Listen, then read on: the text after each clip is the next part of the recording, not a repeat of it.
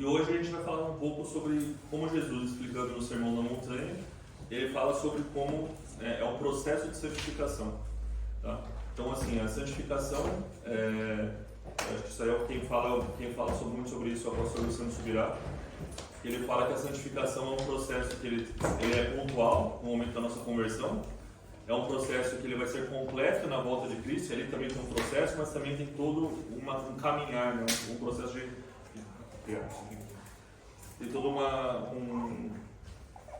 um caminhar, uma transformação que acontece, é um processo de santificação.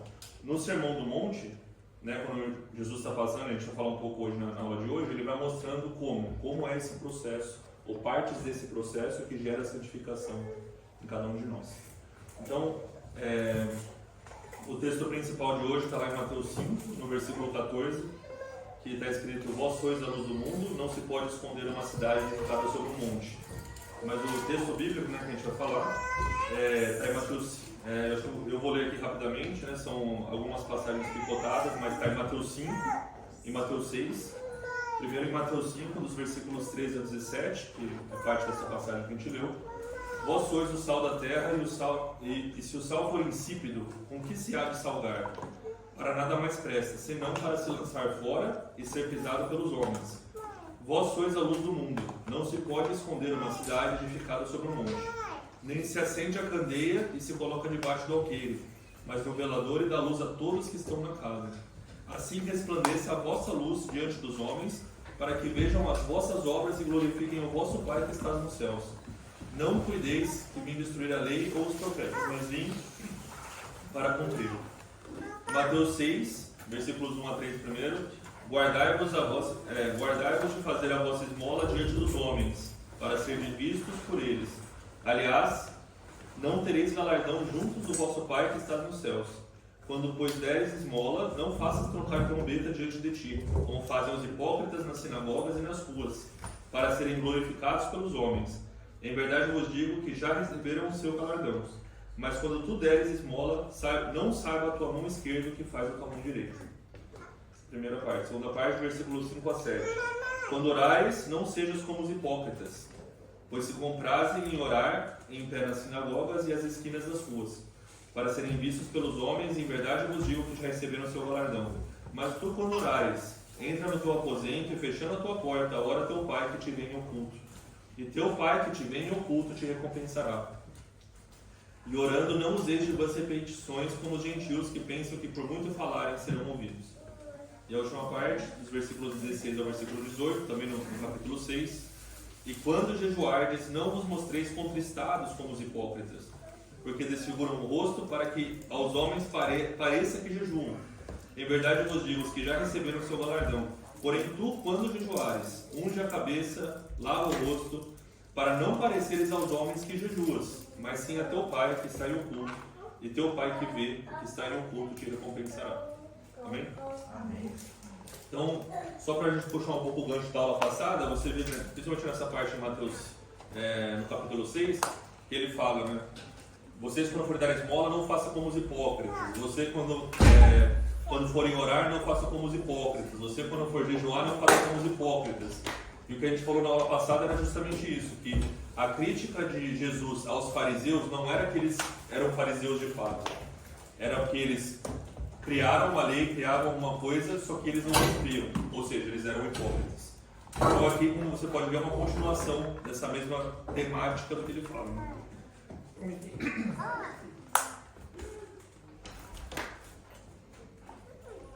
Para a gente voltar seguindo aqui no tópico da lição, na primeira parte, a gente fala um pouco sobre os santos, né, aqueles que estão no processo de santificação, né, que eles são bem-aventurados. Né? Então, em Mateus 5, que aqui a gente vai passar em Mateus 5, do versículos 1 ao 12, que é quando Jesus começa a falar, né? Ele se apresenta perante a multidão. Eu acho que assim, eu não sei quem assiste aquele seriado Chosen, né? Os Escolhidos, né? Que fala tudo mais. E eles fizeram essa cena do Sermão da Montanha, assim, é uma forma que a gente não...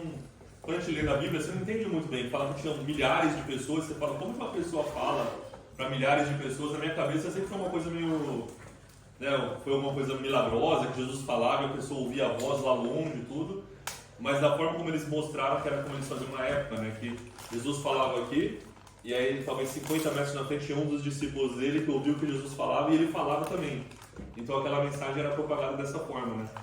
E quando Jesus começa a falar para aquela multidão, lá o que tinha lá tinha povo de tudo quanto é lugar, todo mundo que ouvia falar de Jesus ali na região começou a se juntar. Tinha povo em qualquer situação, tinha povo que estava talvez no período de santidade, tinha lá no meio os fariseus, tinha lá no meio romanos que estavam só curiosos, ou soldados que queriam só olhar. Então naquele momento Jesus começa a falar para aquele povo e fala assim, olha, é o seguinte, eu quero falar para vocês de um processo que vocês podem passar também para ser santificados. Né? Ele não usa essas palavras, obviamente, mas ele começa a mostrar o quê? Olha, vocês que estão aqui, né, no começo da palavra, ele, né, nessa primeira parte de Mateus 5, ele fala 8 bem-aventuranças, né? Ele fala, são 8 bem-aventurados isso, porque terão uma outra coisa. Então ele começa lá no versículo 3, ele fala, bem-aventurados os pobres de espírito, porque deles é o reino dos céus. Então ele começa meio que assim, todas essas 8 bem-aventuranças, elas subvertem, ou elas quebram algum tipo de pensamento comum na época. Porque na verdade fala assim, como assim? Feliz é quem é pobre de espírito. Você tem que ser forte de espírito. Você tem, né? Nós estamos aqui, dos romanos, dos soldados, não sei o quê. Não. Quem vai receber o reino do céu não é quem é forte de espírito, é aquele que se torna pobre de espírito. Então ele fala, bem-aventurados pobres de espírito, porque deles é o reino dos céus. Bem-aventurados que choram, porque serão consolados. Então ali naquela situação também, quantas pessoas que estavam ali viveram sob o jugo dos romanos e em guerras constantes, ou talvez o povo que vinha de Samaria e era o povo que era contra os judeus, estava aquele povo tudo misturado. Quantos ali passaram por tragédias, alguma coisa e choravam? Então, aí, da mesma forma, alguém fala assim, não, você não pode chorar, de novo, tem que ser forte, não sei o que, mas Jesus falou assim, não, bem-aventurados também os que choram, porque vocês receberão consolação. Então ele começa a falar, no seu processo de caminhada, né, processo de formação da santidade, sim, você tem que se tornar pobre de espírito, você tem que também, às vezes, você vai ter que chorar. Bem-aventurados mansos, porque eles herdarão a terra. De novo, é uma cultura bélica local, cultura de guerra. Não, você tem que ser manso, você tem que ser controlado. Bem-aventurados que têm fome e sede de justiça, porque eles serão fartos. E aqui a gente vai começar a ver uma temática que vai aparecer durante toda a aula também. O primeiro ponto é o quê? Justiça. Então, um Deus que é justo, ele demanda daqueles que o seguem, e o processo de formação de santidade em nós faz com que nós também sejamos mais justos. Mas não justos de acordo com a nossa regra, mas justos de acordo com a visão divina. Então ele fala, bem-aventurados que têm fome e sede de justiça, porque eles serão fartos. Ou seja, vai ter justiça porque Deus é um Deus justo. Bem-aventurados misericordiosos, porque eles alcançarão misericórdia. Né? Então, de novo, na época, no contexto histórico, misericórdia não era uma temática muito conhecida. Na verdade, misericórdia era meio que era visto talvez por um rei que tinha alguma coisa, e às vezes era até sinal de fraqueza. Mas aí ele fala assim, para você alcançar a misericórdia, você também tem que se tornar misericordioso. E aí o pessoal que está ali naquela época vendo aquilo, fala assim, bom, peraí, então ele está passando aqui uma lista de coisas que eu tenho que fazer ou me tornar para eu conseguir chegar no reino dos céus. Bem-aventurados os limpos de coração, porque eles verão a Deus. De novo, tem que passar por um processo de limpeza, de purificação. Bem-aventurados os pacificadores, porque eles serão chamados filhos de Deus. Esse daqui para mim também entra muito nesse ponto que fala da questão da cultura de guerra. Quem faz paz, né, no meio da guerra, né? Então geralmente quem tem o poder e tudo mais. Então ele fala para você, você tem que ter uma cultura, e talvez ali naquele povo, né, tinham povos que talvez não se bicavam. Como eu falei, talvez tinha um romano ali. Imagina você viver ali debaixo da opressão de uma outra cultura que te cobra imposto, que te escraviza praticamente. E fala assim, não, tenha paz. E não é tenha paz, é faça a paz, porque você tem que ser pacificador. Né? Bem-aventurados que sofrem perseguição por causa, de novo, da justiça, porque deles é o reino dos céus. Aqui é um ponto importante para a gente que é a igreja também. E eu sei que acontece muito do lado de cada mundo, né? Que a gente ouve muito falando disso, que diz que a igreja ela é perseguida. E aí quando você pega lá no Oriente Médio, em alguns lugares da África, tudo mais, que a igreja é de fato perseguida, pessoas morrem, são decapitadas e tudo mais, é uma coisa. Agora você vê alguém sentado no Brasil, acabou de sair do culto de domingo, a igreja está sendo perseguida. No Brasil, você tem certeza? Tem certeza? Então essa é a questão. A questão é que a Bíblia fala, se você for perseguido por causa da justiça, então vamos supor, você está tentando fazer a coisa correta, você está tentando viver o Evangelho de forma correta. Você não está defendendo porta de igreja, os seus direitos que você quer manter. Não, é a justiça, é a palavra de Deus. Você está tentando defender aquilo e de alguma forma você está sendo atacado. E aí que a Bíblia fala, se você for perseguido por causa disso, fique feliz. Né? É o que está falando aqui. Os que sofrem perseguição, porque deles é o reino dos céus. 2 pontos que a gente tem que perceber. Primeiro, que o motivo da perseguição não é eles não gostam de mim porque eu sou crente. Não. É porque você está tentando fazer justiça. O segundo ponto é o seguinte, em nenhum momento aqui está falando que você vai ser livre dessa perseguição. Você está falando que se você for perseguido, você tem que se alegrar porque seu é o reino dos céus. Eu acho que para a igreja brasileira, e talvez isso que eu falo aqui acho que aqui na Europa é um pouco diferente, porque pelo menos acho que o movimento cristão aqui ainda tem que passar por um avivamento, mas a gente vê muito isso, principalmente nas Américas, né? Se você pegar qualquer parte da América, seja a América do Norte, a Central ou do Sul, por motivos diferentes, tem essa visão da igreja ser muito vocal, muito presente e reclamona também. Mas olha só, agora estão querendo fazer aquilo lá também. Não, tem alguns direitos, algumas coisas que vão acontecer no mundo de novo. Se você está sendo perseguido, e nesse caso não estou falando que é perseguição, mas vamos supor que você começar a de fato ser perseguido, como em alguns casos acontece, não estou falando que não existe. A pessoa às vezes que está na escola e professa a fé dela e a pessoa ela é execrada, ou a pessoa que está no trabalho, a pessoa que tenta seguir de acordo com o evangelho e ela é preterida para alguma promoção, é perseguida pelo chefe. Isso acontece de fato. Mas dizer que existe uma perseguição, como posso dizer, nível nacional contra a igreja, porque agora, olha só, estão tentando tirar a igreja, gente. Isso não é verdade. Não é verdade. Isso aí de novo, é a pessoa que tem essa mentalidade de achar que tem que dominar tudo. E aí qualquer coisinha que acontece que eu não gosto, parece uma criança chorona reclamando em tudo. Eu acho que a grande dificuldade está principalmente, você falou que a igreja europeia precisa passar por um reavivamento. Eu já diria que ela já passou por esse avivamento e já esfriou, porque o movimento começa... O reavivamento, talvez, né? Mas esse reavivamento a gente não viveu no Brasil, quer dizer, é como um ciclo. É um ciclo, né? É um ciclo, mas eu queria dizer, eu fico me perguntando o que é igreja, porque acho que a última semana eu estive aqui e a gente falou isso. Hoje em dia qualquer a igreja como não tem uma cabeça, principalmente o evangélico, e o pior que o pessoal diz, o evangelicales, que é o que o pessoal diz que é o pior. Que você não é nem na categoria do evangelho, é o evangelicales, é aquelas tempas, quando você caiu ali já está meio triste a coisa. Então eu acho que é difícil dizer hoje em dia o que é igreja. Porque nós vemos dentro da igreja várias igrejas, nós vemos na igreja as pessoas fiéis e não fiéis, e naquele tempo também. Então eu acho que cada vez que cada um cristão está sendo perseguido, também é a igreja perseguida, porque nós somos a igreja de Cristo. Sim. Não, eu acho que é um ponto importantíssimo, porque assim, o que eu vejo que acontece muitas vezes, pelo menos quando eu ouço no Brasil e que eu ouço isso nos Estados Unidos, quando o pessoal reclama, e eu sei que isso também acontece na América Central, porque eu ouvi isso também em alguns lugares do México, em alguns lugares também no Panamá, que existe uma reclamação como se fosse uma reclamação quase corporativa.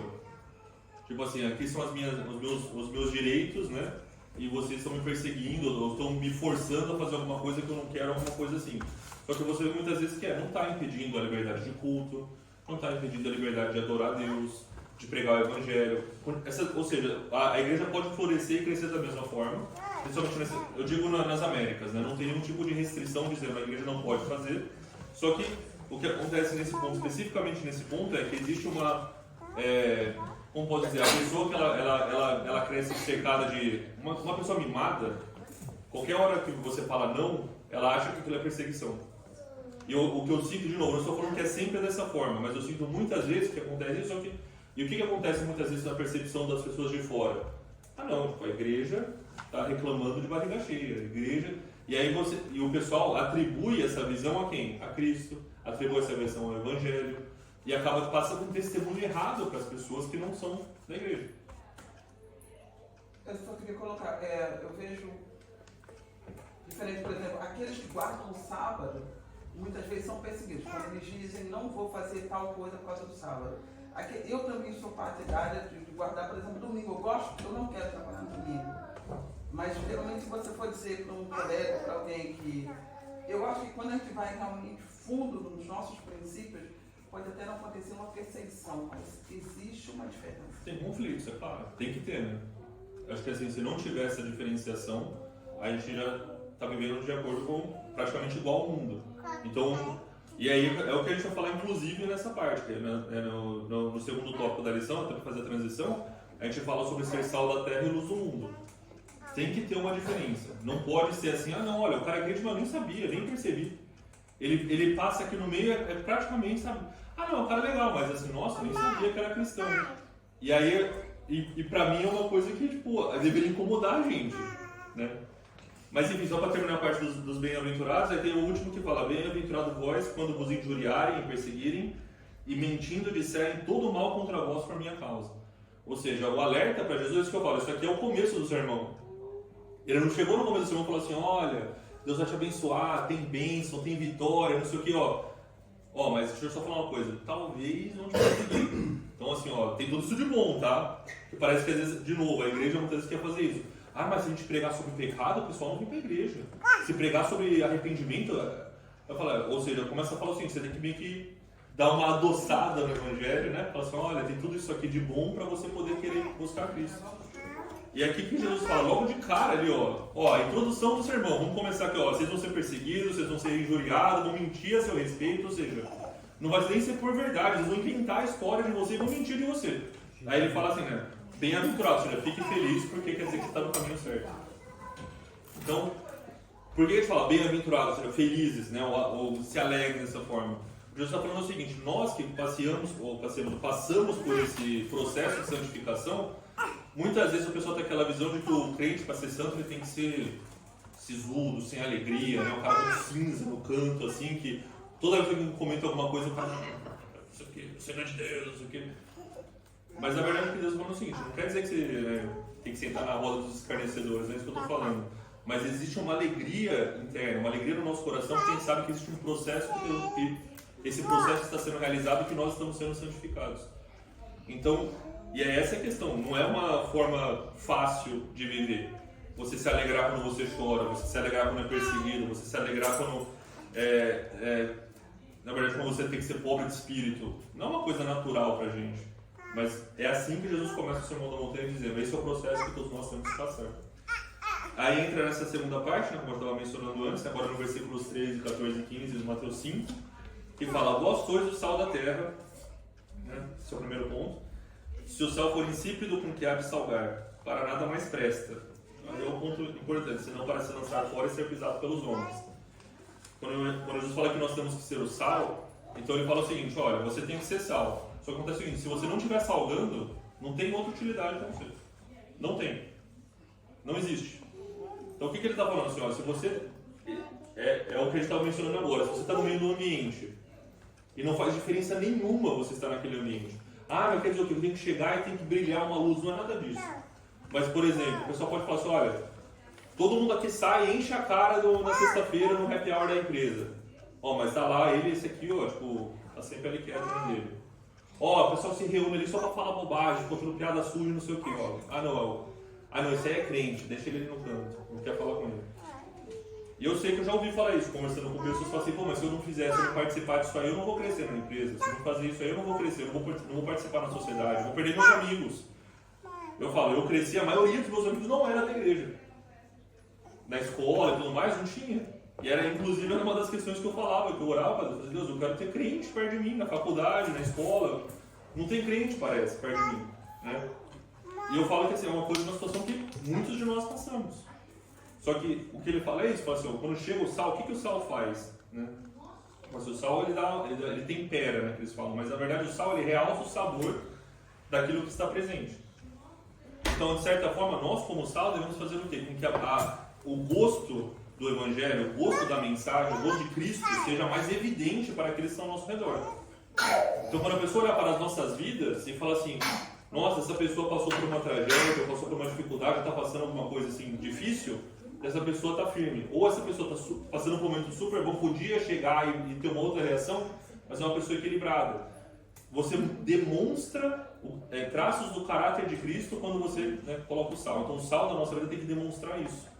Então ele realça o sabor do alimento. Ele traz à tona, traz para todo mundo perceber o que é realmente o Evangelho e quem é Jesus. Então ele está falando isso, ó, o nosso papel é ser sal. Ou seja, quando o mundo está vivendo uma vida que parece boa, não, aqui está legal, não sei o que, de repente você chega trazendo um pouco desse sal, você traz, nossa, mas isso é diferente, é um sabor novo, um sabor que eu não conhecia, são as boas novas, né? E aí naquele ponto você traz realmente essa realça o que é quem é Cristo e qual é a mensagem do Evangelho, né?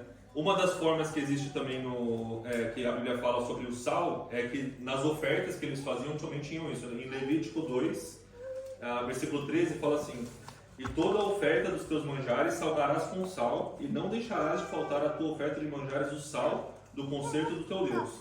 Em toda a tua oferta oferecerás sal. Então ele está falando assim, faz parte do que você tem que oferecer para Deus também. Então onde que isso entra para a gente? De novo, não, eu vou para a igreja e eu faço a mesma coisa toda vez, não tem, sabe, é como se eu estou seguindo só o protocolo. Eu sigo o dia a dia ali, tem a cartilha, eu tenho que chegar, tenho que fazer uma oração X, tenho que ler 3 versículos, tenho que não sei o que, eu vou embora. Então assim, não é nada diferente, não tem uma entrega de fato. O que eles falam aqui? Não, você tem que oferecer sal. Onde que é a importância disso para aquela época? O sal era o salário, né? A palavra salário, inclusive, vem da palavra sal. Ou seja, você trabalhava e recebia, em alguns casos, um pacote de sal, né? Principalmente na época dos romanos.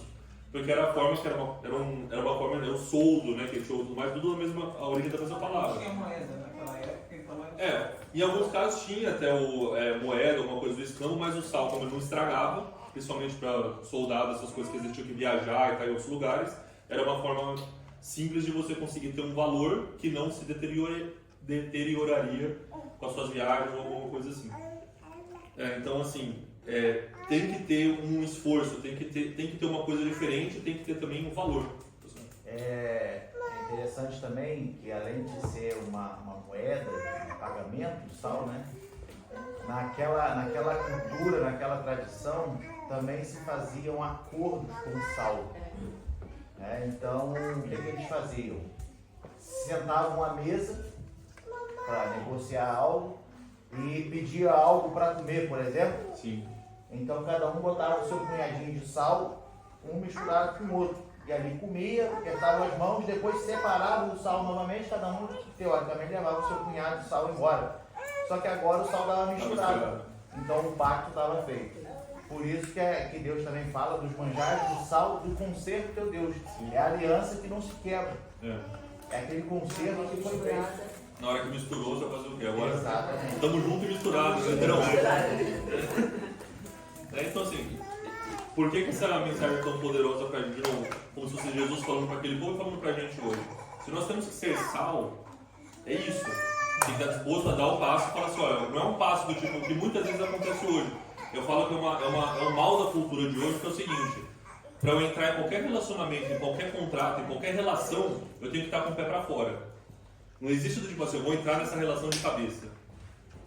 Eu falo, eu comento muito com o pessoal, eu falo que o exemplo do casamento, porque muitos casamentos falham hoje em dia, e um dos motivos é porque as pessoas já entram no casamento pensando em sair. Não estou aqui para falar de novo, não, tem que ficar no casamento até morrer, pelo amor de Deus, não é essa a minha defesa, mas dizendo que é a mentalidade da pessoa. Eu converso, de novo, várias pessoas, vários amigos, principalmente aqueles que ainda não são evangélicos, que eles falam, não, para que casar? A gente ajunta, vê se dá certo, e aí se der certo a gente casa. Ou seja... não dá certo. Não, eu já ouvi falar que eu vou ficar com você porque eu te amo muito. Até meu amor durar ou acabar, né? Enquanto meu amor durar. Mas amor eu vejo que é uma escolha. Amor não é um sentimento apenas. É uma escolha. Você decide amar até na dificuldade. Você decide amar e ficar e permanecer na doença. Não só nos momentos. É uma escolha. Amor é uma escolha. A gente quer o bônus, sem o ônus, na verdade é isso, né? Mas é muito bonito, é o que Paulo fala, o amor folga com muitas coisas, mas não folga com a justiça. Aí você vai, eu gosto muito, né? Se pudesse falar a língua dos homens e dos anjos, ele vai, tão bonito. Aí ele fala, o amor folga, mas não folga com a injustiça. Por isso que eu digo que é uma escolha, mas também tem a cláusula. Tem a cláusula mas eu acho que entra muito isso, é o compromisso do tipo assim, se você entrou nisso, acabou. Você entrou. Então agora, para você tentar pegar a tua parte, você não consegue sair sem sofrer ou sem ter alguma mudança. O que eu vejo que acontece muitas vezes é isso, a pessoa ela quer entrar numa relação, mas ela não quer, não, eu sou um indivíduo, e eu falo, por que eu estou falando disso? Porque muitas vezes é nosso relacionamento com Deus também, né? Que a gente vai falar isso na próxima parte, que a gente fala o seguinte, olha, não, essa aqui é a minha vida espiritual, isso aqui é a minha vida no trabalho, e aqui é a minha vida familiar, então assim, eu não misturo, sabe? E o que Deus está falando é o seguinte, não tem como você não misturar. Ah, isso quer dizer o quê? Que a gente tem que chegar de novo, vou chegar na minha família lá e na hora que a gente vai começar, vou fazer vamos parar aqui agora e a gente começa a fazer um culto de revelação no meio do café da manhã. Então, isso acontece graças a Deus, né? Mas não é isso que Deus está falando, não é essa mistura necessariamente que Deus está falando. O que Ele está dizendo é isso. Como o sal, ele permeia tudo. Se você jogar sal na comida, em cima do arroz, do feijão, do ovo, da carne, não sei o quê, tudo vai ficar realçado. Não é tudo vai ficar com gosto de sal. Aí isso é o problema também, né? Só falar tipo, entosta, joga sal em tudo e perde o valor, perde na verdade a forma de usar o sal. Também é um ensino pra gente. Isso quer dizer, você não tem que chegar também e ficar oprimindo todo mundo. Não sei o quê. Por quê? Porque assim, olha, você está passando, não é esse o seu papel. Né? O último ponto que fala sobre o sal está lá em 2 Reis 2, versículos 19 a 22. Então, no contexto disso, né, Elias acabou de subir, né, pro céu, na carruagem de fogo, né? E aí Eliseu pega a capa de Elias, e aí o primeiro milagre que ele faz, ele bate a capa no rio, faz como Elias fez, e abriu o rio e passa para o outro lado de novo.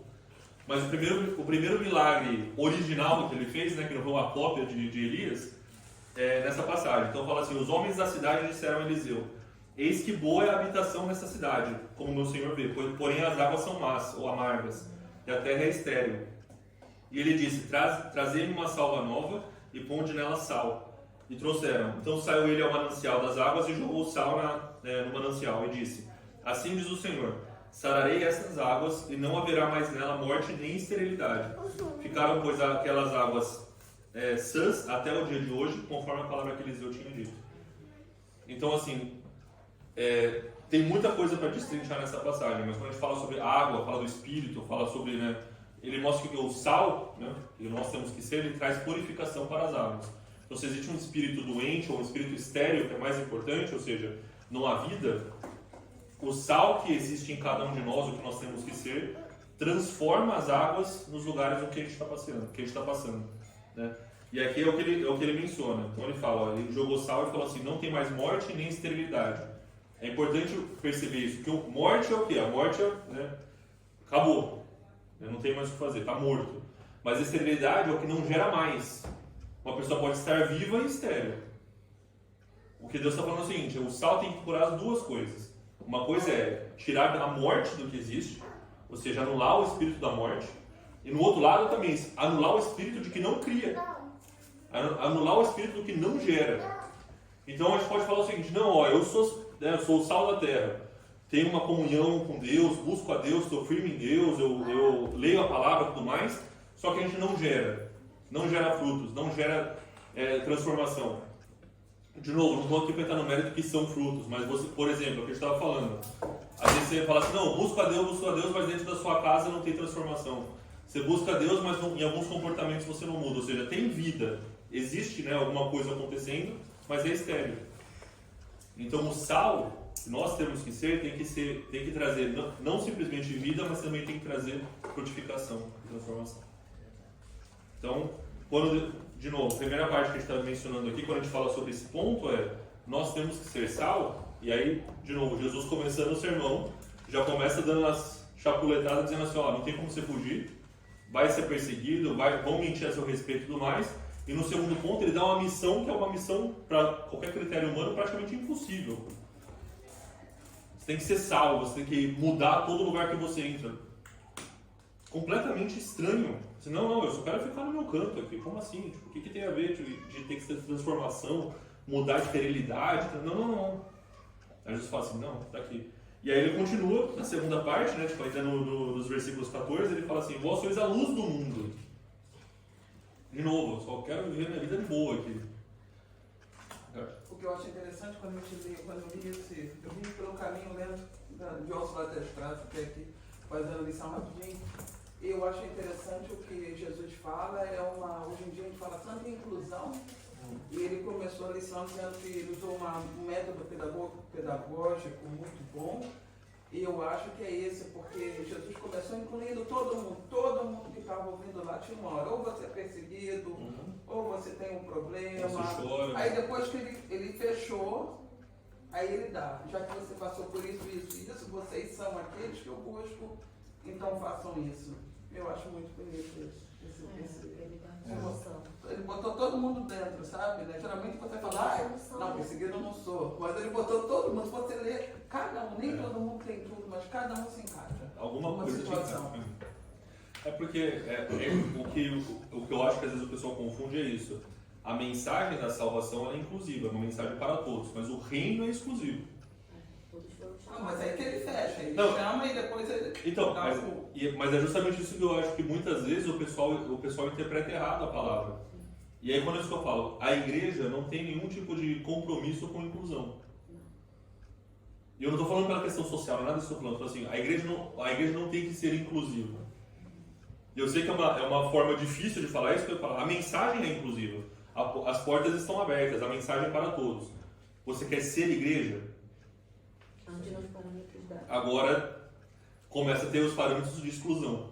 Mas o fascinante nisso tudo é ele chama a todos. Aí você quando entra, você muda, porque você está tão apaixonado por aquilo. Tipo assim, hoje eu vim contente para a igreja. Ai, que legal, vou para a igreja, me lembrei de quando eu me converti, do meu conhecimento, muitos anos eu não vi, que falou de Jesus. Eu falei, pô, esse tempo todo, cara, eu estou aqui. Que legal, eu vim contente porque eu vim para a igreja, entendeu? É uma coisa que te apaixona, você olha para trás, olha para o caminho, é um caminho duro, mas é um caminho fascinante. Aí você disse, você chama todos, porque eu conheci isso da igreja católica, você não pode por causa disso, você não pode por causa daquilo, você não pertence a esse grupo, você tem sempre que pertencer. Nunca tinha uma porta para mim, no dia que abri, eu me entrei, cara. Entendeu? É essa a coisa fascinante. Você entra e você fica. A questão é, igual a irmã disse, né? Realmente é para todos. Aí Jesus fala assim, olha, vinde a mim todos. Né? Todos. Só que depois Jesus também fala assim, aquele que quiser vir após mim, negue-se a si mesmo. Aí é o lance da exclusão que o nosso irmão está falando. Que é o quê? Você abre mão. Porque o evangelho, Jesus recebe a todos, mas quando entra, tem princípios. E muitas das vezes o nosso princípio como pecador vai contra a Bíblia. Então a gente tem que abrir mão, a gente tem que se negar. Tem muita coisa que a gente tem que abrir mão. Entendeu? Eu entendo tudo isso, mas eu acho o mais bonito é Jesus nessa multidão, nessa época que você vê pelos judeus, você não tem a menor chance de ser chamado. Sim. Você não tem a menor chance, e ele abre a porta, e ele é revolucionário. Então, e é justamente por isso que existe uma reação daqueles que não querem que você... Como assim? Você está deixando todo mundo entrar? Não é assim, não. Aí Jesus fala assim, não, realmente, a porta está aberta, mas ele fala que a porta... Sim. E o caminho... É estreito. Então, assim, é bonito aqui falar da outra forma, mas o que você falou, que eu achei muito bonito, é isso. Ele fala assim, quando você ouve ele dos bem-aventurados, ele não fala simplesmente bem-aventurados que choram. Ele fala assim, vocês vão ser consolados. Ou seja, Jesus já te fala, existe uma... Vocês que estão passando por tudo isso, existe... Ele dá uma resposta. Ele tem uma resposta. Eu não estou explicando por que você está chorando, mas você vai ser consolado. Vai ter uma reação, uma coisa de ação e reação. Então, existe uma resposta do reino para aquilo que você está passando. É isso aí. E aí ele fala assim, então, vocês vão ser felizes, vocês estão aqui, a porta está aberta. Aí ele começa a falar. Tanto que ele tem que fala ser sal, tem que ser luz. Mas quando eu li a lição, e ele fala assim, o problema dos judeus é que eles estavam todos apavorados, meu Deus, esses romanos vão acabar com a gente, quando é que vai chegar o nosso Messias, né? E aí tem duas turmas, a que está esperando pelo Messias e a turma que não tem a menor chance nem do Messias. E aí é que Jesus prega. Muitos chamados, poucos escolhidos, né? Então, Quem é que se coloca na posição de escolhida? A posição de escolhida é árdua, não é fácil. na verdade, assim, o que acontece, e essa é uma forma que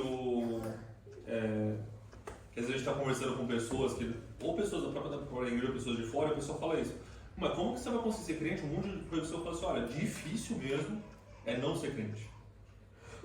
Parece fácil, Parece fácil, porque faço o que eu quiser, não sei o quê. Mas eu falo, você viver a vida inteira sem saber, sem ter a esperança de que existe um Deus que realmente tem todos esses bem-aventurados aqui.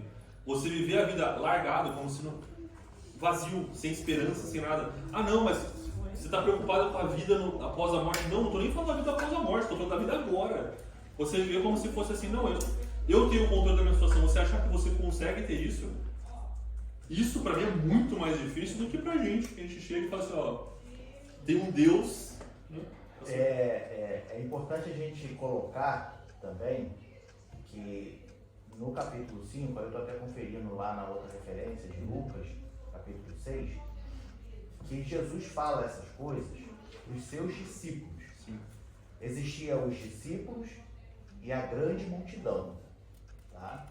Então, na grande multidão, não havia como discípulos somente os 12, mas haviam outros discípulos. Mas a Bíblia especifica que havia grande multidão e muitos dos seus discípulos. Aonde está escrito isso? Em Lucas capítulo 6, versículo 17, por exemplo. Ele diz assim, ó: e descendo com eles, parou num lugar plano, e também um grande número dos seus discípulos e grande multidão do povo de toda a Judéia.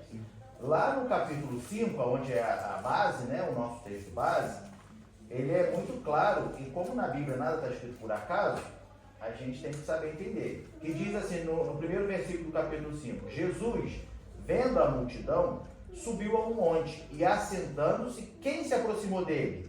Os seus discípulos.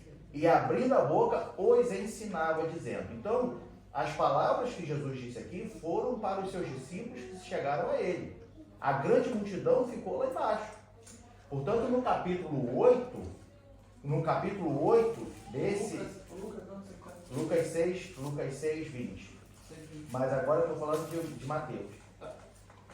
No capítulo 8, versículo 1, quando acaba o sermão da montanha, diz assim: e descendo ele do monte, seguiu uma grande multidão. Ou seja, ele subiu ao monte, se chegaram a ele os seus discípulos, a grande multidão ficou lá embaixo. A grande multidão podia estar ouvindo o que Jesus falou? Podia. Mas ele estava ensinando para os seus discípulos, aqueles que se chegaram a ele. É que o que eu acho que acontece nisso é o seguinte, quando a gente lê João 17, que ele fala assim, não só para esses, mas para aqueles que também não, eu sinto que, de fato, quem se aproxima é quem quer ouvir, ou quem está seguindo. Só que quando Jesus falou, ele falou assim, olha, no meio dessa multidão tem mais discípulos, que eles ainda não sabem que são meus discípulos, mas agora que eles vão ouvir isso, eles realmente vão se aproximar. Então eu acho que assim, por isso que eu falo que a mensagem do Evangelho ela é inclusiva nesse sentido. Quando você vai pregar o Evangelho sobre salvação e tudo mais, você fala para todo mundo. E na verdade, aí que entra, né? Tem um pastor que ele... tem um cientista ateu, super ateu, que um dia estava conversando com um colega dele que era um cientista, e ele falou assim, olha, você é cristão, né? Assim, sou. Assim, olha, então eu me envergonho, senhor, eu tenho muita raiva de cristão que nem você. Eu falei assim, nossa, mas por que você está falando isso? Ele falou assim, olha, se você acredita que Jesus é o caminho, se acredita em céu e inferno, se acredita em salvação, você nunca falou nada para mim. Um ateu falou assim, você nunca nem mencionou. Ou seja, você vai para o céu desse seu Deus e você vai olhar para trás e vai me ver queimando no inferno e você vai, nunca se importou. E ele falou assim, você é meu colega, a gente trabalha junto. Um ateu falou isso para ele. Nunca foi sal na minha vida. E aí, isso que eu falo, agora, depois ele se tornou pastor, ele falou que aquilo mudou a forma dele buscar Deus. Ele falou assim, como assim? Eu estou andando em direção ao céu, estou vendo as pessoas ao meu redor indo para o inferno, e tudo bem. Mas a Bíblia não fala, se vocês vão pregar, as pedras pregarão? É mais ou menos isso. Até o próprio Satanás prega. É que... Ele mandou o negócio bom que ele entendeu.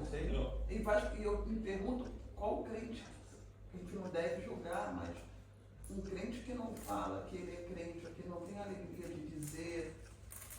Eu vejo pelas minhas colegas de trabalho, às vezes, umas são incomodadas porque me veem como crente. Sei que eu sou uma crente solalá, não é essas coisas, mas na época. Eu tento. Não é lá essas coisas não.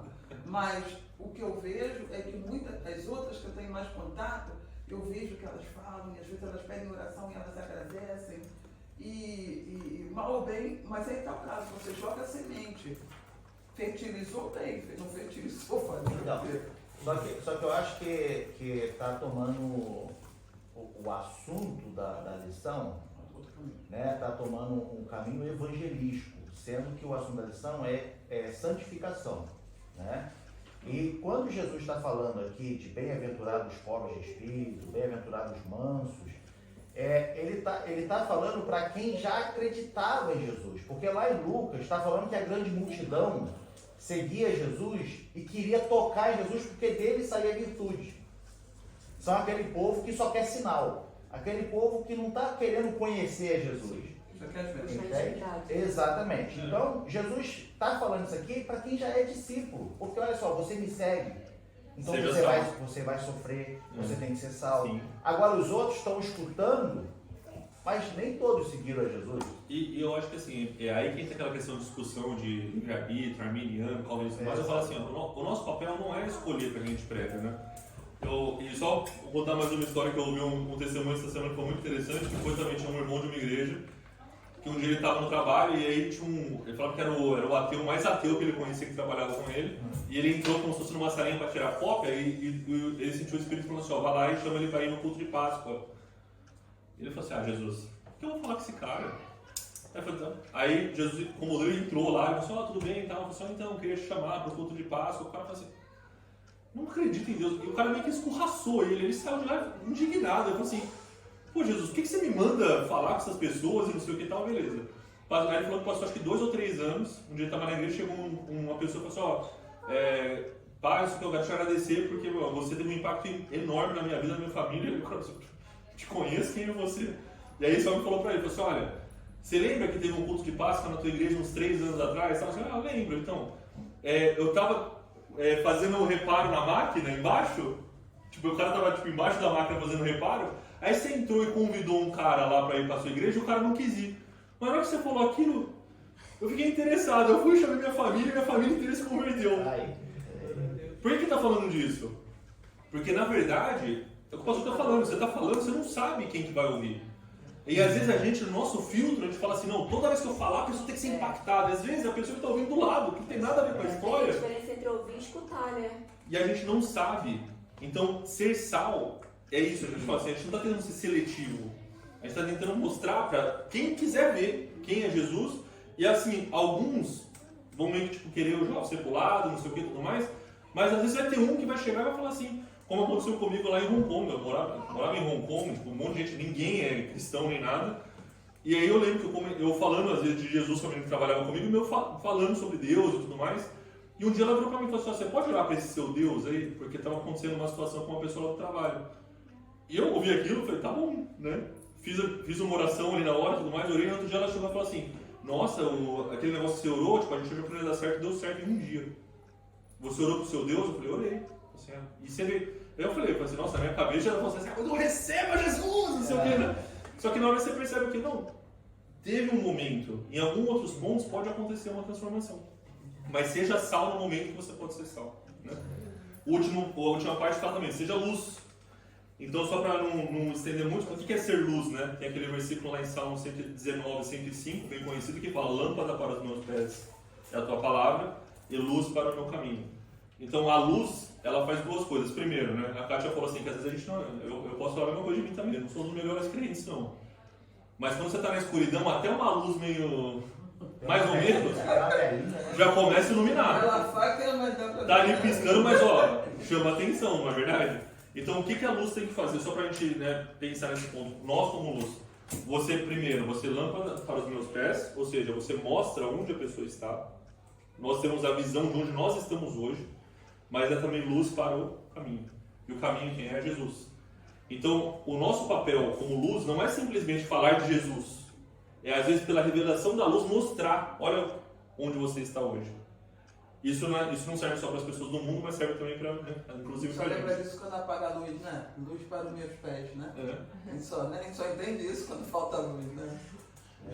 Não, e só quem ficou, pensa, né? Eu não sei quantos de vocês já passaram, você está numa situação que está um breu que você não consegue ver literalmente nada.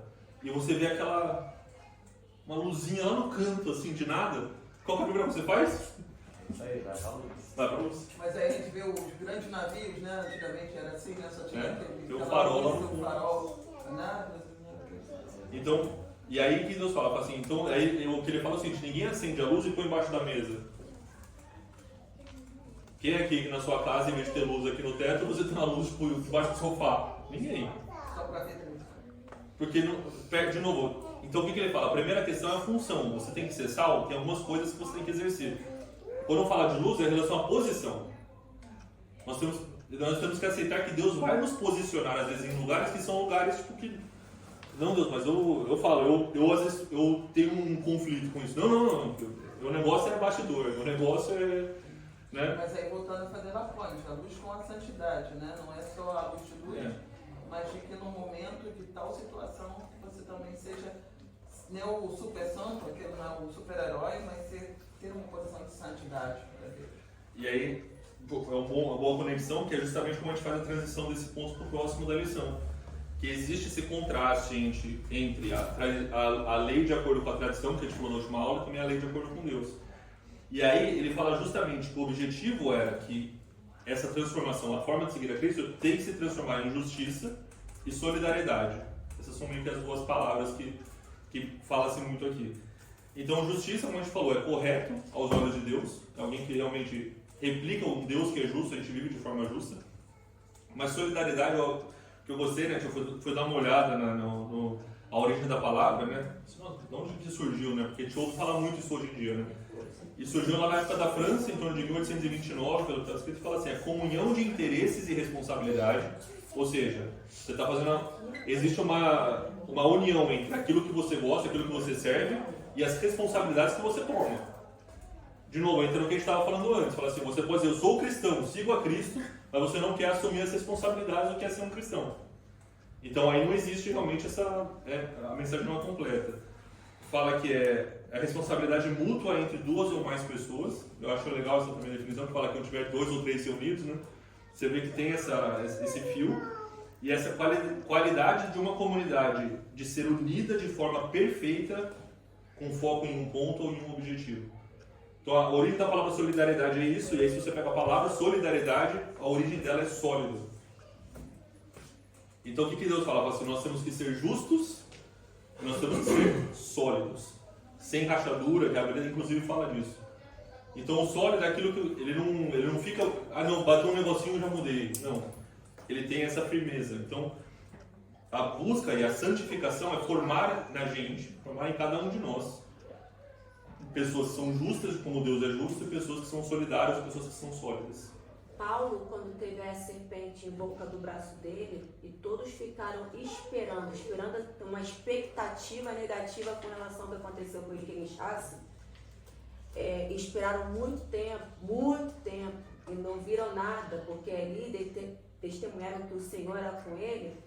Paulo é a prova de que Deus torna uma pessoa sólida e justa, transforma, restaura, que aquilo que sabe a respeito do passado dela ficou mesmo no mar do esquecimento, porque quem transformou aquela pessoa, torná-la sólida e justa, foi o Senhor. É verdade. Não tem como uma forma de a gente falar, porque é justamente isso. A transformação que Deus gera na gente... O mundo vai sempre esperar que a gente enche. Mas é isso, e é por isso que a gente estava falando. Fala assim, poxa, mas você está passando por uma dificuldade, por que você não está brigando e fazendo não sei o quê? É a mesma coisa do outro lado, né? Eu falo que... o pessoal usa muito o exemplo de Nelson Mandela, né, na época, que fala assim, que quando ele assumiu o poder, o pessoal fala assim, agora ele vai fazer o contrário. Ele fala assim, e aí você fala assim, mas por quê? Porque sim, o cristão em muitas ocasiões, às vezes você vai ter, eu falo, que é aquele hino antibíblico, né, que fala do sabor de mel, né? Quem me viu na prova e não me ajudou, quando me ver na bênção vai ver. Fala assim, não, o que é isso, gente? Que cristão é esse? É totalmente fora Não, é gostoso pro ego, né? Eu falei assim, podia ser do funk, né? Quando me ver, vai ver. Não sei o Você quê. tem que entender o que o povo quer, né? Então, mas essa é a questão. Ela não nem leu a Bíblia, ela já botou em nada. Mas é isso, é o sabor de mel, gente. Eu falo, pessoal. Só que tem muita gente que acha que tem que viver no sabor de mel. É doce como mel, mas como meio é amargo como... Né? Na boca é doce, mas quando chegar na boca... Engoliu o livrinho amargo, mas falava com ele. É o contrário. Então e eu falo que esse é um ponto importante quando a gente fala disso, é justamente essa questão. De a gente achar que a reação, a forma como você se comporta cada dia da sua vida, muitas vezes é completamente o contrário do que as pessoas esperariam de uma pessoa no dia a dia. E aí quando você fala assim, não, por que você não chegou lá e esfregou na cara dele? Né? Ainda cantando o hino do sabor, por que você esfregou na cara dele? Eu falo, não. Dá um soco na cara do diabo, como diz o Põe Deus contra a parede, né? Quando você ouve essas papagaias dele. Mas o ponto importante é, quando a gente começa a seguir e passa por esse processo de santificação, Deus gera na gente isso. Né? E aí entra na segunda parte, a gente continuar que fala que tem 3 práticas, né? Então ele fala assim, primeiro ele diz, isso que vai acontecer, vocês são bem-aventurados. Aí ele menciona, essas são as suas responsabilidades, vocês têm que ser sal, têm que ser luz e têm que ter ligado com justiça e solidariedade. E aí ele vai bater em 3 pontos, 3 atividades que todo mundo fazia na época. Tanto que você pode ver que quando a gente vai ler ali em Mateus, no capítulo 6, ele fala assim, quando você dá esmolas, aí ele fala, segundo, quando você orar, isso, quando você jejuar, isso, ou seja, hoje em dia, às vezes as pessoas não dão esmolas, às vezes as pessoas não oram, às vezes as pessoas não jejuam. Então seria... Aí eu me pergunto, porque a gente é um crente muito moderno, né? A gente não quer dar uma esmola, a gente não precisa, a gente não ora, é um povo assim... porque, então assim, pra mim, primeiro é uma chamada, né? Então vamos supor assim, ó, se você é, né, meu seguidor e você não ora, não jejua, ou dar esmolas aqui, na verdade, é você ter uma ação, trazer um bem social, alguma coisa para as pessoas que te cercam, né? Não é só dar o dinheiro, mas pode ser um trabalho social, pode ser fazer alguma coisa, né? E aí, então quando Jesus fala, ele fala quando, ou seja, ele não fala se. Se você der esmola, se você orar, não, é quando. Deus não está te dando opção. Essas são coisas que nós temos que fazer. Então, o primeiro chamado. Então, ele fala assim, aquela cultura, todo mundo que estava ali, independente de qual credo que tinha de pessoas que talvez não eram judias, né, tinham pessoas de outros lugares, eles também faziam isso. Os romanos também davam suas esmolas, os romanos também oravam, e eles tinham também práticas de jejum por outros deuses, ou seja, não era uma coisa estranha de se ouvir. Mas quando a gente ouve hoje em dia, às vezes parece assim, nossa, mas eu tenho que orar mesmo todo dia. Mas é interessante, eu vejo isso no Brasil quando eu vou, porque eu fico muito tempo aqui, quando eu vou, sempre as coisas me chocam, porque você não está mais acostumada, né? Entra uma pessoa no ônibus pedindo dinheiro, que eu ando muito ônibus no Brasil. Anda no ônibus, aí fala, aí quando você dá o dinheiro, ele fala, Deus te abençoe. Até parece que ele está com a bênção, estou comprando a bênção. Eu fico com uma raiva daquilo. Né? Ele fica Dá esse dinheiro de volta aqui. Não é isso. Eu entendo, a raiva aqui, eu entendo. Não, é que ele fica, psicologicamente, você tem que dar a esmola para ser abençoado. Eu acho que não é ele. Na mente dele, Ele tá na mão dele. Não, ele só quer Ele só tá emocionado. Se você vai dar mais dinheiro, o cara vai fazer o que puder. Mas Opa. aqui eu adotei, sabe o quê? Geralmente você vai a banco ou qualquer outro lugar, eles estão numa porta, né? E abrem pra você, e tá com um copinho ali, um becha pra você colocar a moeda. Aí antes de colocar, olha assim, você conhece Jesus? Aí ele, conheço, mas eu vou à igreja. A maioria fala isso, incrível. A Porque a igreja tem comida, quem dá comida pra eles, vocês têm que... Mas assim, Quando a igreja eu fica comida, porque eles estão na igreja todo dia, eu vou à igreja assim. Claro, Aí eu, comida então lá. olha, eu vou te dar para que você, quando for à igreja, você lembre de que você tem que conhecer Jesus. Não porque eu estou te dando a moeda, mas para você ser bom e praticar o bem e sair dessa condição que você está aí hoje. Então, Eu não sei se isso transforma a vida dele, eu falo com Mas essa é expressão. mas é isso. Às vezes é isso. É o sal. É isso aí. Eu tô aqui na vida insossa, alguém jogou um pouco de sal em mim. Então, Exatamente. às vezes aquilo vai reagir ou não. E é dessa forma. A Bíblia fala, né? Um rega, outro poda, outro planta, Deus dá um crescimento. Então, mas o papel traga a memória, abra o caminho. Às vezes conversa, eles têm que falar. Eu também já ouvi e falava assim, só um minuto. Mas por que eu vou? Já ouvi também muita coisa feia. Deus que deixa a criança ser estuprada? Mas as pessoas sempre buscam o que eu queria colocar é outro ponto, né? Principalmente essa história de solidariedade. A gente vê no Brasil, eu lembro do tempo que eu era pequena, tinha o Renato Aragão, que gostava de fazer aquele programa, telefone, ganho dinheiro. Dizem que nunca chegou um dinheiro no Nordeste. Mas criança esperança. né? O pessoal diz que é o maior golpe. E outras coisas, a gente vê também o Schumacher adorava, todo rico tem uma Stiftung, porque com Stiftung você paga menos imposto. Exato. Quer dizer, o dinheiro entra ali, mas sai aqui. Todo mundo sabe, se você der tanto até aqui, se Jogador, der o dinheiro aqui, instituição. no imposto eu ganho tanto. Quer dizer, aquilo tudo. Por que isso é importante? Acho que até para a gente focar é justamente isso. Não é o dar esmola que faz a diferença. De novo, é o que a gente falou na aula passada. O problema de Jesus não é o fariseu, não é a lei ou o comportamento. É a motivação. Então, por exemplo, se o cara é um ricaço e ele sabe que tipo, se ele der um dinheiro, ele vai ter vários abatimentos de imposto, porque sim. Assim é o jogo. Assim é que eles fazem, mas por exemplo, mas tem uns desses que eles fazem isso, mas ao mesmo tempo ele também sente a vontade de ajudar e de colaborar. Mas tem outras maneiras de ajudar. Eu entendo, mas eu só falo que eu não sou, como posso dizer, eu não sou o juiz da motivação ali, eu não tenho como saber. Mas o que Jesus fala para ele é o seguinte, olha, quando você fizer isso, não faz fanfarra. Não vai lá e toca a trombeta, porque naquela época, tanto na própria cultura judaica, nas culturas, inclusive hoje em dia, é o pessoal que chega e vai lá e posta no Instagram, né? Tô aqui nessa vila com várias crianças pobres, eu tô aqui fazendo um poço, ou seja, aí você pode falar assim, não, mas é bom porque cria visibilidade. Eu falo assim, não, eu entendo, mas a pessoa pode fazer isso para criar visibilidade sem ficar botando a cara dela e não sei o quê, tipo, de novo, eu não tô aqui para julgar o que a pessoa faz, às vezes a pessoa faz isso e alguém que viu aquele post se engajou e teve uma transformação. Então, isso que eu falo, eu não falo não faça. Na minha cabeça é o seguinte, ó, cada um conhece, né, a motivação e Jesus conhece a motivação do seu coração. Jesus viu aquela viúva dando só A viúva dando as moedinhas. E pra mim essa é a questão, a viúva não gasofilasse. Então, assim, ali obviamente que a oferta, né, não seria esmola, mas o que Deus está falando é isso. Tipo, se você faz qualquer tipo de atuação com o intuito de trazer um benefício social, ajuda alguém na sua vida no dia a dia, você tem que fazer isso. Aí ele fala, né, assim, uma mão faz, a outra sem saber. Ou seja, inclusive é o culto dessa forma, do tipo assim, olha... E eu acho também o que vale nisso é que você tem que dar, bem-aventurado aquele que dá com alegria, né? Tem essa Primeiro que não é aquele, ai meu Deus, você tem que pagar o dízimo.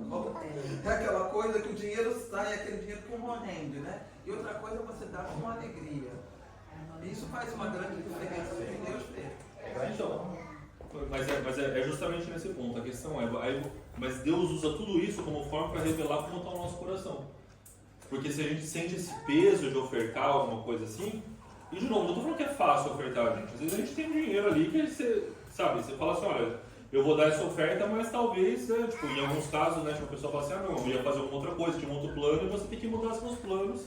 Você está de certa forma, só que é o que motiva o seu coração, uma reação de gratidão.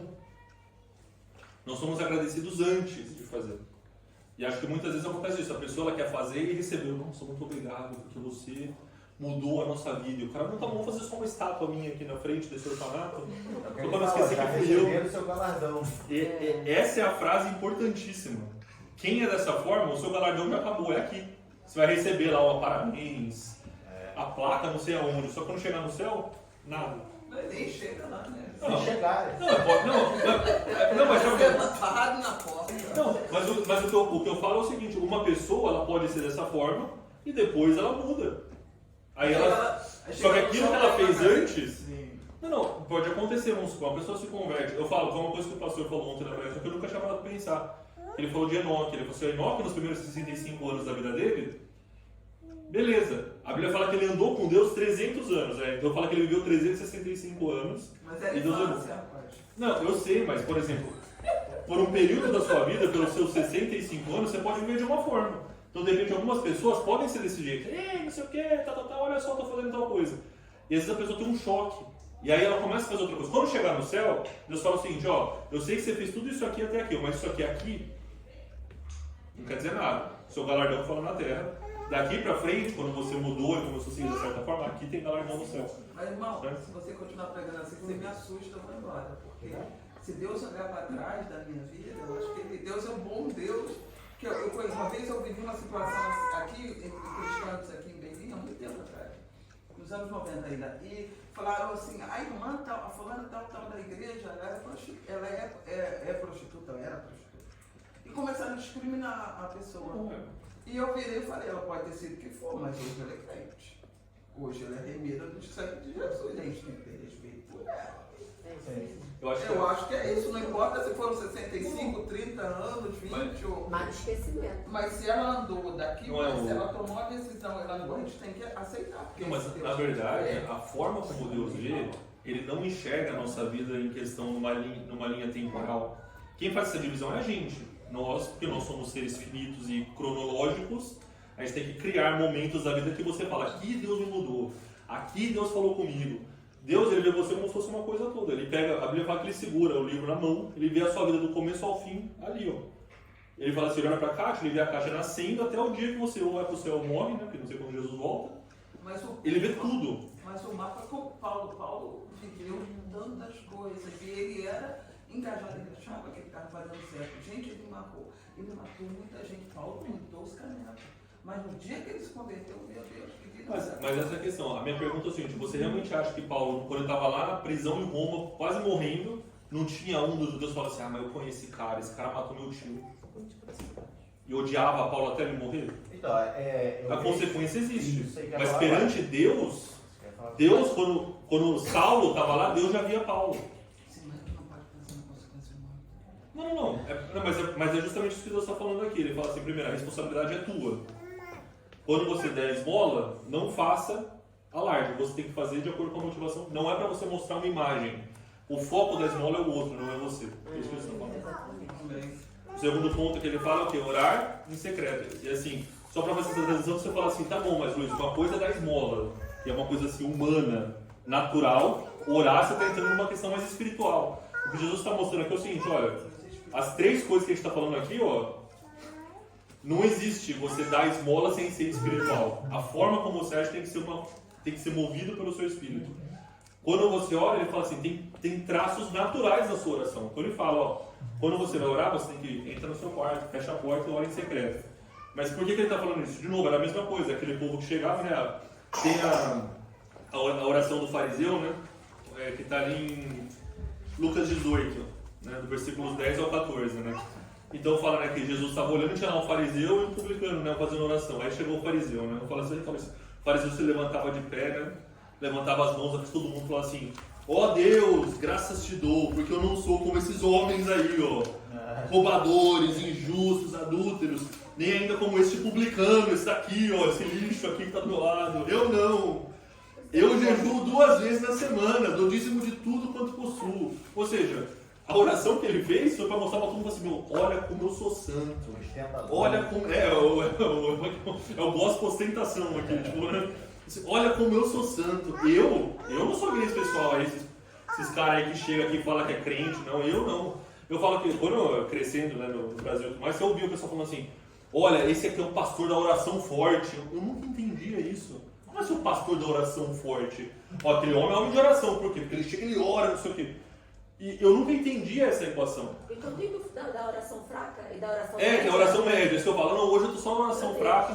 Mas assim, ó, pessoal, hoje pode ser uma oração mais ou menos, né? Tá na marcha lenta. Hoje você tá bem, né? Entendeu? Então você... Oi, cara. Eu acho interessante isso que você colocou, me lembrou uma passagem que eu li hoje, essa semana, e que eu achei até interessante, que chega eu não lembro, foi em algum dos Mateus, Lucas, foi ali um dos primeiros. E ele disse que Jesus chegou e falou assim, Jesus, meu irmão, não quer pagar, me dá metade do meu dinheiro, papapá. E a gente pensa que Deus é justiça, né? Jesus muitas vezes não toma essa posição de justiça que a gente espera, né? Que isso, eu vou lá falar com ele, passo o dinheiro aqui, né? E é isso muitas vezes o que nos falta, né? Jesus não se coloca, embora ele seja justiça, Deus é amor, ele não se coloca... Ele não é só isso, é muito além. O que eu acho nesse ponto, acho que é interessante você levantar isso, e eu não vou entrar muito porque a gente vai perder um pouco o foco, mas assim, o que acontece com o cristão, muitas vezes a gente perde o contexto de eternidade, a gente esquece que a gente é eterno. Quando Jesus olha para a justiça, na nossa realidade, ele não olha para uma justiça pontual e momentânea, a justiça dele é eterna. Então isso significa que em momentos de misericórdia tem que existir na nossa jornada, para que a justiça eterna seja realizada na nossa vida. Então a gente enxerga aquele momento e fala assim, olha, o que eu falo, eu estava vendo outro dia que chegou também debate em universidade e tinha um teólogo e aí um dos jovens, né, tipo, Eu falo o pessoal da cirandeiro, né? Gosta de fumar um e cantar, tocar violão e acha que Jesus é careta, né? Aí ele falou assim, não, mas como assim? Foi muito cruel o que Deus fez com Adão. Tipo, ele foi lá e só comeu uma fruta e Deus tira ele do jardim e tem que trabalhar e tem que sofrer. Aí eu falei assim, não, você vai perdoar, mas deixa eu falar. O Deus Todo-Poderoso, Criador dos céus e da terra, ele vem e fala assim, ó, é o seguinte, eu crio um lugar perfeito para você. Você vive, você tem responsabilidade, você floresce, você cria. Eu te dou uma esposa perfeita. Eu te falo, ó, só não come desse negócio porque certamente morrerás. Esse Deus, que tem todo o poder, você vai lá e faz o quê? Come o negócio, porque Deus tinha que fazer assim, tipo, acabou, já era. O que ele faz? Ele te faz roupa, ele te veste, ele te protege, ele te dá uma oportunidade de você seguir. E você está falando que foi cruel? Eles dão a oportunidade de consertar isso e voltar para esse lugar. Então, olha isso. Eu acho que o problema é que muitas das gerações, eu vejo isso no meu sobrinho, eu gosto muito dele, mas essa geração que o povo não tem nenhuma responsabilidade, só tem direito. Então eles podem fazer tudo e todo mundo tem que esquecer. Ou você está do meu lado ou você não está do meu lado. E não pode E falar essa nada, tá? essa Porque se falar mentalidade que é eles não são maduros. A vida não é assim. Então, você vai desculpar, mas a geração que hoje existe é porque foi criada por uma geração anterior que não orientou como deveria ser errado. Não, eu entendo. Tia não é mãe. Meu filho eu espero que seja diferente. não. Gente, ó, Mas- mas assim, pra gente não perder nesse ponto, o que eu acho, existe.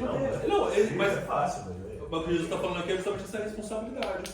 O pessoal falou, tem um pastor que ele fala isso, ele fala assim, você precisa de 3 gerações para o pessoal esquecer a Deus. Aí fala assim, tem uma geração no deserto, que saiu do Egito, ou seja, essa não tem como falar que não conheceu a Deus, esse pessoal viu a coluna de fogo, o pessoal viu chover pedra e gafanhoto e abrir o mar. Esse pessoal você não tem como você falar assim, meu Deus não é real. Esse pessoal foi pro deserto, brigou lá com Moisés, morre todo mundo. Foi o pessoal que nasceu no deserto. Esse pessoal viu coluna de nuvem, fogo, viu as vitórias que teve, maná descendo do céu. Aí tem a geração que entrou na terra com Josué. Aí quando você vai ler lá em Juízes, o primeiro capítulo 2 de Juízes já, no segundo. E aí se levantou uma geração que não conhecia o Deus dos seus pais. E aí entra o que o ministro falou. Se você não conhece o Deus dos seus pais, é porque os pais não falaram para os filhos. Quebraram o mandamento de Moisés. Quebraram o mandamento de Moisés, que é Passado. pregue para a próxima geração. Eu vou dar contra. O problema também é que a responsabilidade é pessoal. Se fosse assim, não tinha sobrado ninguém. Tem sempre um que sobra. Tem sempre, senão a gente não estava O aqui. remanescente. Tem sempre um remanescente, tem sempre um que vai pregar, tem sempre, e a gente tem que ser esse um que leva vantagem, porque senão não vai ser. Se a gente está crente aqui, eu me lembro que minha mãe, todo mundo em casa super intelectual, comunista, o caramba 4, eu veio da minha professora no jardim de infância falando de Deus para mim. E são sempre esses remanescentes que você encontra no caminho. E um dia eu fui encontrando uma gente, aquilo foi crescendo no meu coração. E eu estou aqui há mais de 30 anos sentada. E é por isso que a última mensagem da Bíblia é para a igreja, tá? Para os cristãos que estão sofrendo engano. É pessoal. Para a gente não sofrer o engano. O mundo já jaz no mundo, mas nós não, né? Acho que o mais maravilhoso dessa toda discussão aí que a gente está tendo é que nós estamos num lugar, né, nós temos uma liberdade com os nossos filhos hoje, né? As crianças que estão aqui hoje, nessa igreja hoje, nós temos essa liberdade e temos também essa convicção de responsabilidade que nós precisamos ensinar os nossos filhos nos caminhos de Deus.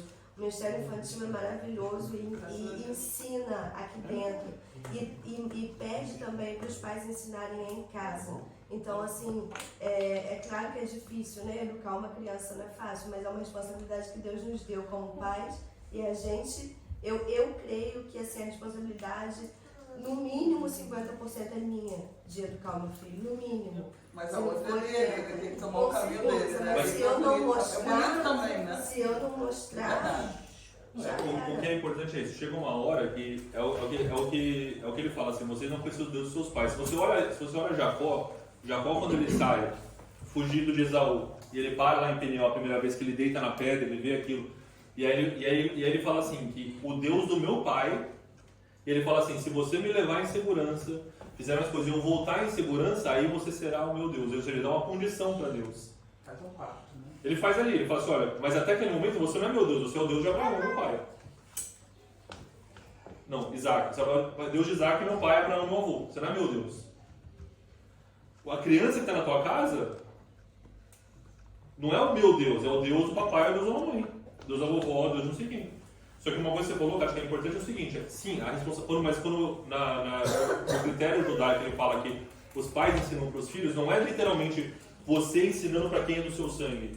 É essa geração ensina a próxima geração. Que nem você falou, no seu caso, às vezes em casa eu não vi, mas a minha professora, que era da geração anterior, estava passando para a geração seguinte a mensagem do Evangelho. Por isso que sim, sempre tem alguém que passa. Porque assim, de fato, se a gente não tiver essa forma aqui, se a responsabilidade fosse simplesmente eu dentro da minha casa e tudo mais, não tem mais crente, né?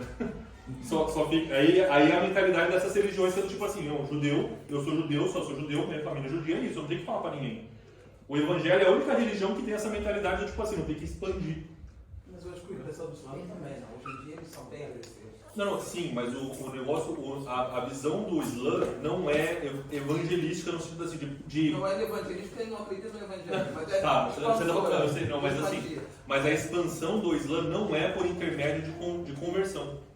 Não é esse o foco do Islã. Acontece, mas por quê? Porque eles acreditam no seguinte: o Islã, o muçulmano, tem que viver aqui, e aí o que acontece? Pessoas ao redor que se deparam com a verdade do Islã, elas se aproximam. E assim, então assim, tem essa diferença.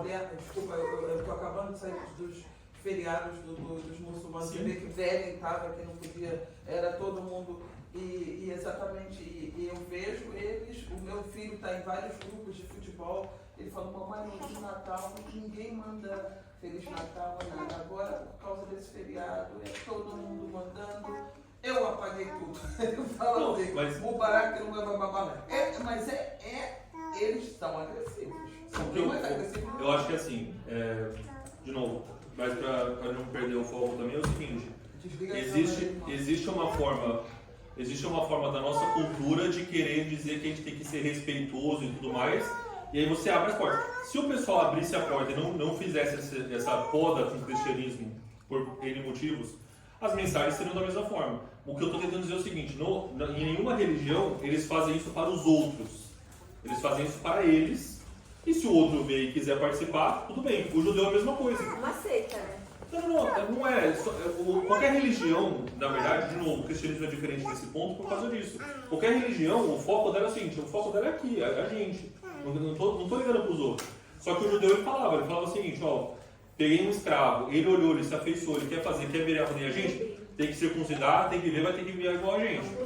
Ou seja, eu não fui atrás dele para ele virar judeu, mas ele viu, se deparou e se identificou, quer seguir o Yahvé, vai seguir o nosso caminho. Mas nesse ponto aqui que a gente está falando, né, sobre o jejum, tem que ser dessa forma, que a gente está falando da questão da oração também, se eu tenho uma coisa que eu queria falar é o seguinte, ele fala assim, não quer dizer que você não tem que orar em público, mas o que ele fala é o seguinte, você tem que orar em secreto, porque em secreto é que Deus vai falar com você. E aí, então, na verdade é o seguinte, tudo que acontece no púlpito tem que ser resposta ou correlacionado com aquilo que acontece no quarto. O avivamento em Osbury, quem viu achou que foi do dia para noite, mas aquela galera lá, ó, anos de adoração, anos de louvor, e aquela manifestação foi naquele dia. Mas aquilo ali vem de um trabalho. Não, O avivamento em Osbury que teve lá nos Estados Unidos agora. Que teve agora, eles começaram um culto numa universidade, o culto durou 3-4 semanas. Então assim, mas o que acontece é isso, tipo, tudo que acontece no púlpito, ou tudo que acontece em público na sua vida tem que ser, só acontece porque tem que ter lastro naquilo que acontece no quarto. Então até com os americanos são tão racistas, aí você chega lá, a igreja de branco com branco, preto com preto, preto não pode falar com branco, branco não pode falar com preto, quem passa do outro lado, não sei o que, aí eu pego, Não, mas assim, mas o que é importante a gente ter em mente isso, quando Jesus falou sobre você, ó, quando você dá esmola, faz assim, quando você ora, ele fala assim, não adianta você ter uma vida de oração que é uma oração externa. A oração tem que ser você e Deus. E aí, porque você tem uma oração com você em Deus, quando você orar nos lugares, ali Deus age, Deus faz. Porque o que acontece muitas vezes, a pessoa quer fazer o contrário. eu quero fazer chegar aqui, o homem da oração forte, ele ora, cai pó de ouro, não sei o que, acontece um monte de coisa, e você fala assim, o que está acontecendo? Não está mudando, não está gerando transformação de vida. Então essa oração é uma oração que é sensacionalista e tudo mais. O terceiro ponto que ele fala de jejum, mesma coisa com jejum, né? Então ele fala, né, que tem alguns versículos aqui em Isaías e fala também em Jeremias que ele fala o seguinte: eu não quero esse seu jejum sem justiça, ou jejum que não se traduz em uma atuação física, uma atuação real, humana, de justiça, a palavra que ele usa aqui é tipo, que não despedaça o jugo dos outros. Então existe uma questão de justiça. Então o jejum, é isso que eu falo, o pessoal faz o jejum, o que eles faziam assim? Ai, sem desculpa, é que eu estou em jejum. Eu falo, o que eu vejo no Ramadã, você vê isso muito disso, né? Ai, que eu tô sofrendo tanto. 40 dias. Não, quer mostrar, mas assim, tem gente que não vai, mas a maioria eles fazem questão de mostrar pra todo mundo. Olha como eu tô sofrendo por causa do meu jejum e tudo mais. E eu falo, mas às vezes o cristão, é isso que eu falo, a gente tá falando de jejum de comida, mas o jejum às vezes, pro cristão pode ser jejum de outra coisa. Tipo assim, ai não, eu não me mexo com esse negócio de rede social não, porque eu sou cristão, né? Vou ficar mexendo com esse negócio cheio de pecado. O cara quer mostrar pra todo mundo. Eu não participo disso porque eu sou muito santo. De novo, é a mesma mensagem que ele falou na oração. Se você está jejuando para mostrar que você é crente, para mostrar que você é de Deus, seu jejum já... santo. Não, mas ele fala a mesma coisa, o seu galardão você já recebeu agora. Ou seja, o que aconteceu com esse jejum? Você pegar o galardão, quantos likes que você ganha? Então, o galardão vai ser ou essa admiração... Aí. Eu falo, esse jejum só tem dois resultados. O primeiro é ou a admiração do homem, o segundo talvez você perde um pouquinho de peso. Acabou. É o único resultado desse seu jejum. Eu falo assim, não passa do telhado da tua casa, nem no céu, não chega nem no céu, não passa do telhado da tua casa. E Jesus está falando o seguinte, fala assim, o seu jejum ele tem que ser aliado com justiça, ele tem que ser aliado com a solidariedade, né? Então é isso que ele menciona nessa parte. Então Jesus ele pega e ele fala das três práticas, ele fala de dar esmolas, de orar e jejuar, que ele diz, tem que ser uma prática não só espiritual, mas também natural, e é a motivação, ou seja, não seja hipócrita. A forma como você oferta da esmola tem que ser baseada num coração que anseia por ver o outro melhorar e não você aparecer. O foco é o outro. E a oração ela tem que ser externa, mas é a reação daquilo que é interno. E o jejum tem que ser, é o que ele fala, se unja, toma um banho, ninguém tem que saber que você está jejuando. Porque eu não conheço isso, mas eu vejo em alguns cristãos, aquele pessoal que ora toda quarta-feira, isso tem valor, porque eu ouvi ou aqui na igreja, por outras pessoas, que o jejum não pode ser tipo assim, um ritual, e sempre no mesmo dia. Eu queria saber a posição de vocês, como é isso? Conhece aqueles irmãos que ora O jejum ele tem que ter um propósito. Mas toda quarta-feira, toda... Aí é ter um propósito com Deus. Qual é o teu propósito com Deus? Toda quarta-feira fica santo? Não é ficar santo, é buscar a Deus. A verdade Tem pastas e potestades que só saem por jejum, por Sim, exemplo. É quase um automático. Se você faz isso 20 anos... Não, mas não é. Aí está. Aí eu penso que depende da forma como você está fazendo. Se aquilo já virou um jeito automático, então eu penso que já perdeu o sentido dele. Aí vira normal. cartilha. Normal. Não, eu acho que assim, pra mim, de novo, não quero entrar na teologia do jejum, que acho que tem bastante coisa que pode explorar disso, mas o que eu acho é o seguinte, tem um pastor que falou isso, quando eu ouvi isso desse pastor, chama Paulo Júnior, ele é de Goiás, está em Minas agora, e ele fala assim, o importante no jejum não é o que você não come, é o que você come. Então ele fala assim, o jejum é quando você deixa de alimentar o seu corpo físico para alimentar o seu corpo espiritual. Então, assim, se você só para de alimentar o seu corpo físico, o jejum não está completo. Então, pra mim é isso que eu falo. Se você vai fazer toda quarta-feira, vamos supor, quarta-feira é meu dia de jejum, mas toda quarta-feira você se consagra, você busca Deus, porque você reservou aquele período. Você tem uma vida muito ocupada, você tem uma vida muito difícil, mas é aquele período que você tem, você dedica aquele dia, aquele momento para você ter um momento com Deus. E toda vez você vai estar nessa busca, e você sente Deus falando com você sente você sendo renovado, não sei o quê. É isso aí. Você está fazendo um jejum correto. Sabe um outro exemplo que não se aplica como jejum, mas acontece muito? As pessoas que vêm todo domingo para a igreja do modo automático. Entendeu? Hoje é domingo, eu vou para a igreja. O check, né? Entendeu? Comecei a semana, check, limpei. Então, assim, eu sinto dizer, a pessoa vai entrar e vai sair e provavelmente vai ficar da mesma forma que entrou. Entendeu? Por quê? Porque está no automático, não se dedicou, como o Luiz está dando um exemplo, né? De, ó, não, hoje é culto. Por mais que eu esteja a vida inteira, eu tenho 40, 50 anos e estou a vida inteira aí na igreja, mas todo dia que eu vou para o culto, eu vou consagrado, eu quero buscar, eu quero ouvir, eu quero... Então, todo culto vai ser uma novidade de vida para você. A mesma coisa é o jejum, entendeu? E assim, o que eu acho é, algumas pessoas precisam de ser algo mais metódico, mais cronometrado ali, porque é a forma da pessoa de conseguir se organizar. E às vezes a pessoa, tipo, você tem um ímpeto do tipo assim, olha, vou passar por algum momento, eu quero ter um momento de consagração com Deus. Então assim, eu acho que não existe uma regra específica, mas o importante de novo é qual que é a sua motivação. Você está fazendo isso para que você realmente mostre um sacrifício físico para buscar uma edificação espiritual, ou você está fazendo isso para mostrar para todo mundo que você, ó, né, eu sou muito religioso, né? Por isso que eu estou aqui, ó, eu chego na igreja, né, assim, nossa, você está batendo, não, eu estou fazendo um jejum.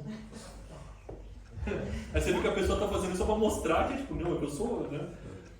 Enfim, e para terminar a aula, que a gente tem mais uns 3 minutinhos só, a última parte da lição, que a gente fala sobre a eficácia e como Jesus faz esse ensino. Ou seja, ele te fala primeiro o que vai acontecer, ele te diz quais são os seus atributos, tem que ser sal e luz, ele te mostra que no seu comportamento do dia a dia, você tem, ou seja, coisas que você faz sempre, orar, jejuar, dar esmola, e aí você pode completar a lista com todas as outras coisas, trabalhar, viajar, não sei o que, tudo isso tem que ter a questão, a motivação não pode ser hipócrita, tem que ser para transformar em justiça e solidariedade.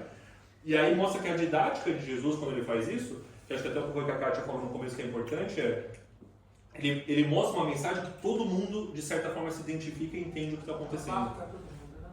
E ele usava parábolas, ele falava de pescar. Metade do povo era pescador ou conhecia um pescador. Falava de agricultura, todo mundo ali plantava, era uma sociedade agrônoma. Então, assim, o que Jesus faz? Então, Jesus ele mostra que a forma como ele demonstra, ele prega a mensagem dele para todos, ele mostra primeiro para gerar compreensão, ou seja, ele faz isso para que gere esse entendimento, e o segundo é para demonstrar como você tem que realizar.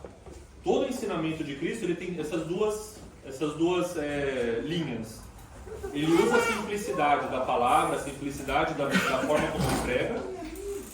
Jesus ele usa a simplicidade da forma de pregar o Evangelho para mostrar que existe, primeiro, gerar compreensão naqueles que o cercam, naqueles que ele está explicando, e segundo, para mostrar que existe um caminho.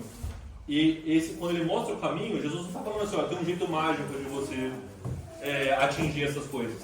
Basta você fazer esse passo mágico, 3 passos para o sucesso. Jesus fala, não. A forma como Jesus fala é o seguinte, compreenda a mensagem porque ela é simples, mas para você colocar em prática e realizar, isso vai ser no seu dia a dia. E é isso que Jesus fala, ó, você não precisa pegar e subir o 3º monte, matar 16 carneiros e não sei o que, não. Sabe o que você faz todo dia? Você ora, você jejua, você dá esmola? Você tem que fazer desse jeito. Então Jesus transforma a didática de Jesus é o seguinte, você não tem que mudar as coisas que você faz na sua vida, você tem que mudar a forma como você faz essas coisas.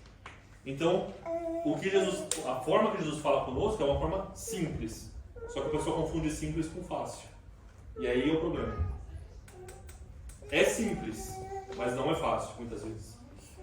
E a forma como a gente tem que meio que passar para os outros que nos cercam, quem nos conhece, é demonstrar essas duas coisas para eles também. Primeiro, que a mensagem do Evangelho é uma mensagem simples, é uma mensagem que é para você também, e gera compreensão na pessoa. E o segundo ponto é, através da minha vida, mostrar como que você vive o Evangelho.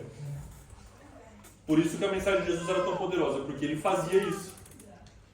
Né? Quando a gente vê lá na Bíblia, ele fala assim, o povo se maravilhou da forma como Jesus pregava, porque ele fazia não como os publicanos, não como os escribas, perdão, não como os fariseus, que falavam, mas não praticavam, porque esse fala e pratica. E Jesus espera da gente a mesma coisa. Né? E aí o último ponto que fala na lição é sobre a gente ser edificado na rocha. Né? Que diz que ele fala naquela parte em Mateus 7 que fala assim, que tinham 2 homens, um edificou a casa na areia e o outro edificou a casa na rocha. Aí a única pergunta que eu quero deixar para os irmãos é o seguinte, por que alguém edificaria uma casa na areia? Qual é o motivo de você construir uma casa na areia? Eu pensando nisso, né, em relação a isso, eu só pensei em 2 motivos.